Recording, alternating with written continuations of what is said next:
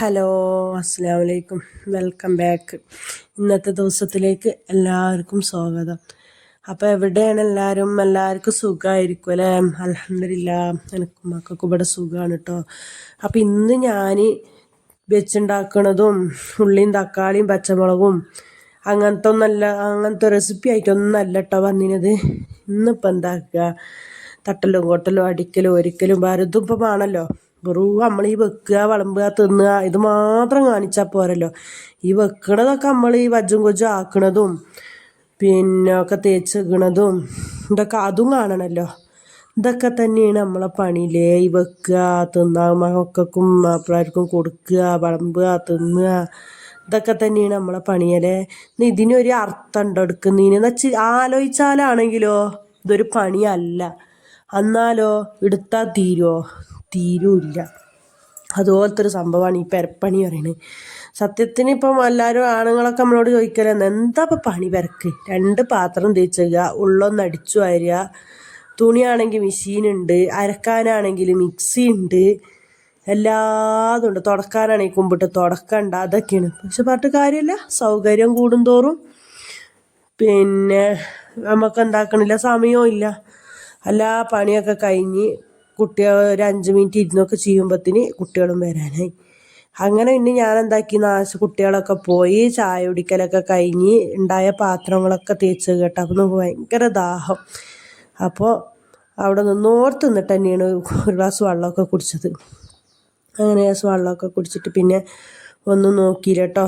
ഇപ്പോൾ പറഞ്ഞാൽ ഇത് തേച്ചേക്കാനി പറഞ്ഞാൽ ഉള്ളെല്ലാം അടിച്ചു വരാൻ ഫുള്ള് നിലത്ത് വെള്ളമെല്ലാം മറിയുമല്ലോ. അപ്പോൾ തൽക്കാലം ഒന്ന് തുടച്ചിട്ടിട്ട് അവിടെ പോയിട്ടൊക്കെ ഒന്ന് തട്ടിക്കൊട്ടി വൃത്തിയാക്കിയിട്ട് വരട്ടെ. ഒക്കെ തട്ടിക്കൊട്ടിയെങ്കിൽ മാത്രമേ ഉള്ളൂ അലക്കാലിലെ തുണി തേച്ചും കിട്ടുള്ളൂ. ഇല്ലെങ്കിൽ വെറും അടുക്കളയത്ത് പിന്നെ ബാത്റൂമത്തെ കണ്ടിട്ട് അലക്കാൻ നിന്നിട്ടുണ്ടെങ്കിലേ അടിക്കലും തുടക്കലൊക്കെ കഴിയുമ്പോഴത്തേന് ഒന്നും കൂടി തുണികളുണ്ടാവും, ഒരു ട്രിപ്പും കൂടി ഇടാൻ. എത്ര പറഞ്ഞു കൊടുത്താലും നമ്മൾ ഈ ബെഡ്ഷീറ്റും ലുങ്കികളാണെങ്കിലും കുട്ടികൾ ഒരെണ്ണം അവിടെ ഇവിടെയൊക്കെ ഉണ്ടാവുമല്ലോ. അങ്ങനെ പിന്നെ എന്താക്കി അതാക്കലെല്ലാം കഴിഞ്ഞു. പിന്നെ ചോറിന് വെള്ളം അങ്ങോട്ട് വെച്ചിട്ട് അതിൻ്റെ ഉള്ളിൽ പോയിട്ടുണ്ടെങ്കിൽ അവിടുത്തെ ഒരു മാതിരി ആകുമ്പോഴത്തേന് ഈ വെള്ളം അങ്ങ് ചൂടായിക്കോളുമല്ലോ. പിന്നെ നമ്മൾ ഈ തുടക്കലൊക്കെ ആകുമ്പോഴത്തേന് ചോറ് വെക്കലൊക്കെ കഴിഞ്ഞ് പിന്നെ ഗ്യാസ് അങ്ങ് തേച്ചേക്ക് വൃത്തിയാക്കിയിട്ടിട്ടാൽ പിന്നെ ഇപ്പോൾ വൈകുന്നേരം 4 മണിയാകുമ്പോൾ ഒരു 3:30 മണി 4 മണിയാകുമ്പോൾ കുട്ടികൾക്കില്ല ചായക്കിൻ്റെ പണിക്ക് വന്നാൽ മതിയല്ലോ അല്ലേ. അങ്ങനെ ആയിട്ട് എന്താക്കി ചോറിന് വെള്ളം വെച്ചിട്ട് പോയിട്ടോ. പിന്നെന്താ അപ്പം നോക്കുമ്പോൾ ഈ അടുക്കളയും വർക്ക് ഏരിയയാണ് അപ്പം വൃത്തിയാക്കിയത്. അവിടെ സ്ലാബ് തീരെ വീതിയില്ലാത്തതുകൊണ്ടാണ് ഏത് വീഡിയോയിലും എൻ്റെ നിറച്ച് സിങ്കിൽ കൂടി പാത്രം കാണുമ്പോൾ കാണുന്നു കേട്ടോ. എന്താ പറഞ്ഞാൽ ഇനി ഒരു സ്ഥലത്തേക്ക് വെക്കാനൊരു സ്ഥലമില്ല. പിന്നെ ഇവിടെ ഗ്യാസ് വെക്കാനെന്ന് പറഞ്ഞിട്ടുണ്ടെങ്കിൽ ഇവിടെ ഗ്യാസ് വെക്കാൻ നോക്കും ഫുള്ള് നമ്മളിപ്പോൾ മീൻ പൊരിക്കുകയാണെങ്കിലും കറി വെക്കുകയാണെങ്കിലും പിന്നെ നേരെ പിന്നെ ഹാളാണുള്ളത്, അവിടത്തേക്കാവുമല്ലോ സ്മെല്ല്. അപ്പോൾ ഇതിനിപ്പോൾ ഒരു ഡൈനിങ് ഹാൾ പോലെ ആക്കണം. ഇപ്പോഴാണ് ചിന്തിക്കുന്നത്. പണിയെടുക്കുന്ന സമയത്ത് അവിടെ സ്ലാബ് തന്നെ അങ്ങ് എടുത്താൽ മതിയേനു.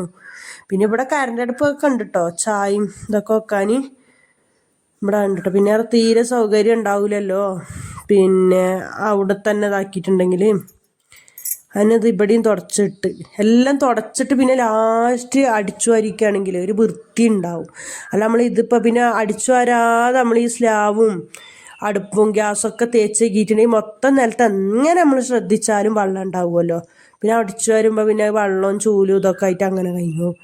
അപ്പം പിന്നെ എല്ലാം അടിച്ചു വാരിയിട്ട് എന്താക്കി തേച്ചേക്കിയിട്ടുണ്ടെന്നുണ്ടെങ്കിൽ പിന്നെ നമുക്ക് തുടച്ചെടുത്താൽ വൃത്തിയാവുമല്ലോ. അങ്ങനെയൊക്കെയാണ് കഥ. നിങ്ങളതൊക്കെ എങ്ങനെയാണ്? പണിയൊക്കെ ഒരുങ്ങിയിട്ടുണ്ടാവൂലേ? എല്ലാവരും പണിയൊക്കെ ഒരുങ്ങിയിട്ടിരിക്കും. അങ്ങനെ പിന്നെ റൂമിൻ്റെ ഉള്ളിലത്തെ അവസ്ഥ ബെഡ്ഷീറ്റൊക്കെ മാറ്റാനായിന് കേട്ടോ. ഇപ്പം ഞാനിന്ന് മാറ്റിയിട്ടില്ല. ഇൻഷാ അല്ലാഹ് എന്തായാലും ഞായറാഴ്ച ദിവസം എന്ന് പറയുന്ന ഒരു ദിവസം കൂടി ഉണ്ടല്ലോ ഈ പറയും പോലെ. അപ്പോൾ ഒന്നും ഇനിയിപ്പോൾ നമ്മൾ മാറ്റിയിട്ടും വലിയ കാര്യം. തിങ്കളാഴ്ച നേരം വെളുത്തിട്ട് ഒക്കെ മാറ്റിയിട്ടുണ്ടെന്നുണ്ടെങ്കിൽ പിന്നെ 2-3 ദിവസത്തിന് വൃത്തിക്ക് ഉണ്ടാവും അവിടെ.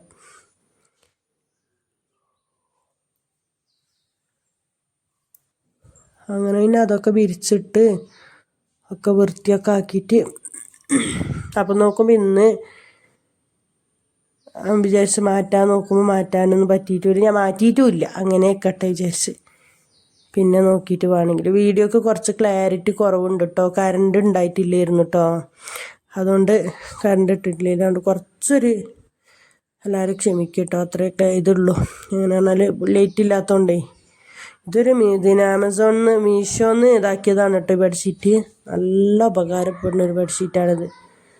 നല്ല എന്താ പറഞ്ഞിട്ടുണ്ടെങ്കിൽ മറ്റേ ബെഡ്ഷീറ്റൊക്കെ നമ്മൾ സാധാരണ എങ്ങനെ ഇനി സൈഡിൽ കൂടി തിരികെ കൊടുത്താലും പിന്നെ എന്താകും, ഒരിതുണ്ടാവില്ല.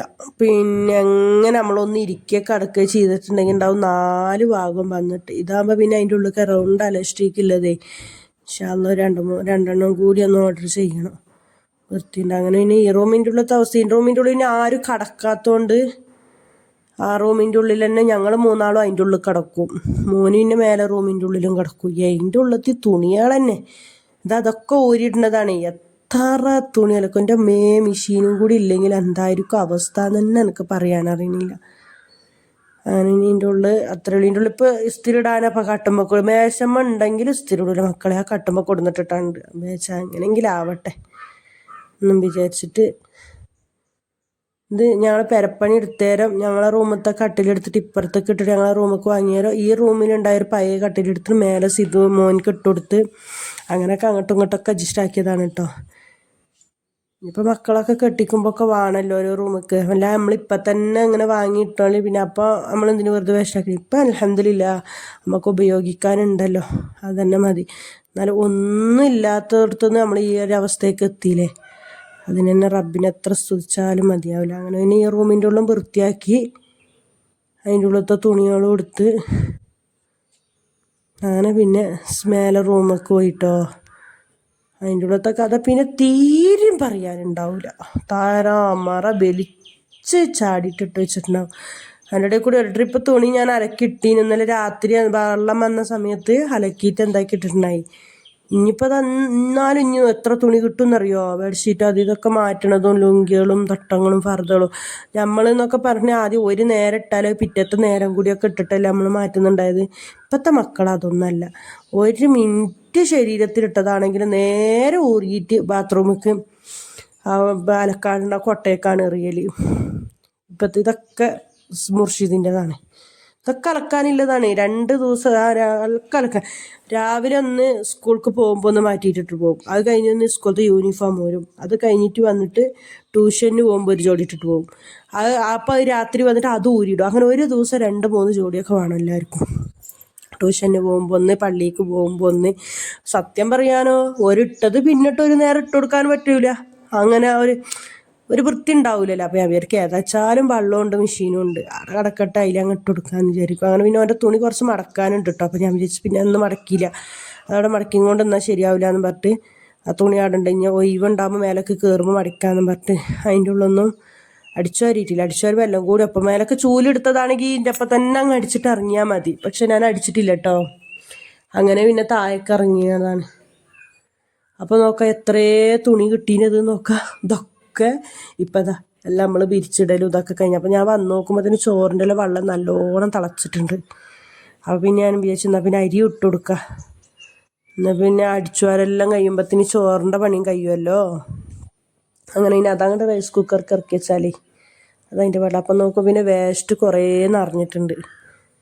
ഞങ്ങൾക്ക് പറഞ്ഞിട്ടുണ്ടെങ്കിൽ വേസ്റ്റ് കൊട്ടാനും പറഞ്ഞിട്ട് ഞങ്ങളുടേതായിട്ടൊരു സ്ഥലമൊന്നും ഇല്ല കേട്ടോ. 2.5 സെൻറ്റ് സ്ഥലത്തിലാണ്. ആദ്യം എന്ന് പറഞ്ഞാൽ ഫസ്റ്റ് ഞങ്ങൾ എന്താക്കി പറഞ്ഞിട്ടുണ്ടെങ്കിൽ പുഴൻ്റെ കരക്ക് കൊണ്ടുപോയിട്ട് അവിടെ ആകുമ്പോൾ എന്തെങ്കിലുമൊക്കെ ജന്തുക്കളൊക്കെ തിന്നുമല്ലോ. പ്ലാസ്റ്റിക്കുകളെല്ലാം എന്താക്കും എന്ന് പറഞ്ഞാൽ ഇട്ടിട്ട് കത്തിക്ക് എന്തെങ്കിലും ചെയ്തിട്ട് ഇവിടെ പിന്നെ പഞ്ചായത്തേരും അങ്ങനെയൊന്നും വരുമൊന്നുമില്ല കേട്ടോ. പിന്നെ എന്താക്കാറ് പിന്നെ ഇപ്പം ഈ സ്ഥലം അനിയൻ എടുത്തത് കൊണ്ട് ഇവിടെ എന്താക്കി ചെറിയൊരു കുണ്ടുപോലെ കുത്തിയിട്ട് വേസ്റ്റ് കൊടുത്തിട്ട് ഇവിടെ ഇടും. അതിന് പ്ലാസ്റ്റിക്കുകളെല്ലാം പൊറുക്കിയെടുത്തിട്ട് എന്താക്കും എല്ലാം പാടെ കത്തിക്കുക. അല്ല അപ്പുറത്തെ പേർക്ക് ബാത്റൂമിൽ തീയിടുമ്പോൾ സൈനാത്താൻ്റെ അവർക്ക് കൊടുക്കുക എന്തെങ്കിലും ചെയ്യുക. അങ്ങനെ എന്തെങ്കിലുമൊക്കെ ആക്കലാണ്. അതിന് പ്ലാസ്റ്റിക്കുകളൊക്കെ പുറത്ത് ഇങ്ങനെ ഒരു വലിയൊരു ചാക്കിലാക്കിയിട്ട് അവിടെ വെക്കും. ഈ തീ പിടിപ്പിക്കാനേ ബാത്റൂമിൽ തീ പിടിപ്പിക്കാനും ഇതിനൊക്കെ ആവശ്യം ഉണ്ടാവുമല്ലോ. നമുക്ക് പിന്നെ റൂമിൽ ഗീസറായതുകൊണ്ട് അടുപ്പിൻ്റെ പരിപാടിയില്ല. ഉള്ളിൽ അടുപ്പുണ്ട്, പക്ഷെ അത് പുക ഇങ്ങനെ പുറത്ത് പോകാത്തതുകൊണ്ട് ഭയങ്കര ഒരു ഇടങ്ങേറ്. ഇൻഷാ അല്ലാ പുക ഇല്ലാത്തൊരടുപ്പൊക്കെ ഉണ്ടല്ലോ, കുറച്ചും കൂടി അങ്ങ് മുന്നോട്ടേക്ക് പോട്ടെ. എന്നിട്ട് വേണം പുക ഇല്ലാത്തൊരടുപ്പ് ഉണ്ടാക്കാൻ പറ്റുമോയെന്നുള്ളത് നോക്കണം. അതിന് ഞാൻ കുറേ ചാനലിൽ കണ്ടിനേനു. അതിൻ്റെ നമ്മളെ ഉമ്മയും മോനുമില്ല നൗഫലിൻ്റെ ചാനലിലെല്ലാം കണ്ടിനേനു പുക ഇല്ലാത്ത അടുപ്പിൻ്റെ നമ്പറും കാര്യങ്ങളൊക്കെ. ഇൻഷാ അല്ലാ അപ്പോൾ പിന്നെ അടിച്ചു തരാൻ വേണ്ടിയിട്ട് അടിച്ചു വന്ന് നോക്കുമ്പോഴാണ് കറണ്ട് ബില്ല് കണ്ടത് കേട്ടോ. തന്നെ വന്നിട്ട് എന്തൊക്കെയോ പറയുന്നുണ്ട് എൻ്റെ അടുത്ത്. അപ്പോൾ കറണ്ട് ബില്ല്, നമ്മളിവിടെ കറണ്ട് ബില്ല് ഇല്ലല്ലോ. നമ്മളെ സിദ്ധരാമയ്യ വന്നതിന് ശേഷം കറണ്ട് ബില്ലില്ല. 2000 റുപ്യ വരും. ഗവൺമെൻറ് ബസ് KSRTC ബസ്സിന് ഇതില്ല. അങ്ങനെയൊക്കെ ഉണ്ട്. അൽഹംദുലില്ലാ. അങ്ങനെ കറണ്ട് ബില്ല് ചെക്കാക്കി നോക്കുമ്പോൾ കറണ്ട് ബില്ല് ഒന്നും ഇല്ല. എല്ലാ കറണ്ട് ബില്ല് വേണ്ടാന്നുള്ളതാക്കിയിട്ട് സത്യം പറയാം എനിക്ക് ഇതുവരെ കറണ്ട് ബില്ല് വന്നിട്ടില്ല കേട്ടോ. ഒരു 130 റുപ്യ വന്ന്, അത് ഞാൻ ഫോണിൽ കെട്ടി. പിന്നെ ഇതുവരെക്കും വന്നിട്ടില്ല കേട്ടോ. അങ്ങനെ കറണ്ട് ബില്ലെല്ലാം കെട്ടിയിട്ട് ആയി നോക്കുമ്പോഴാണ് അപ്പുറത്തുനിന്ന് അവർ വിളിച്ചത്, ഷാമിലും മുബലും വിളിച്ചത്, വരി നമുക്ക് സൊസൈറ്റി പോകാൻ പറഞ്ഞിട്ട്. പിന്നെ സത്യം പറയാൻ മേലോടൊന്ന് അടിച്ചു വാരിയിട്ട് തുടക്കുകയൊന്നും ചെയ്തിട്ട് സൊസൈറ്റി പോകും കേട്ടോ. അങ്ങനെ അടിച്ചാപ്പൊളി വീഡിയോ നാളെ വരും കേട്ടോ. റേഷൻ കടയിലേക്ക് പോകുന്ന വീഡിയോ, അടിപൊളി വീഡിയോ നാളെ വരും കേട്ടോ. ഞങ്ങൾ പോയതും ഞങ്ങളെ റേഷൻ കടയും ഞങ്ങളെ നാടും പുഴയും റോഡും സ്ഥലവും ഒക്കെ കാണട്ടെ. നമ്മൾ ഇപ്പോൾ ഇവിടെ കൂടതേന്ന് കുറച്ച് ആൾക്കാർ ഗൾഫിലൊക്കെ ജോലി ചെയ്യേണ്ട, ഒരിക്കലെല്ലാം മിസ് ചെയ്യുന്നുണ്ടെങ്കിൽ എല്ലാവരും കണ്ടോളി കേട്ടോ. ഞാൻ ഇൻഷാ അല്ലാ നാളത്തെ വീഡിയോയിൽ വരും. ഇത്രയേ ഉള്ളൂ. അസ്സലാമു അലൈക്കും.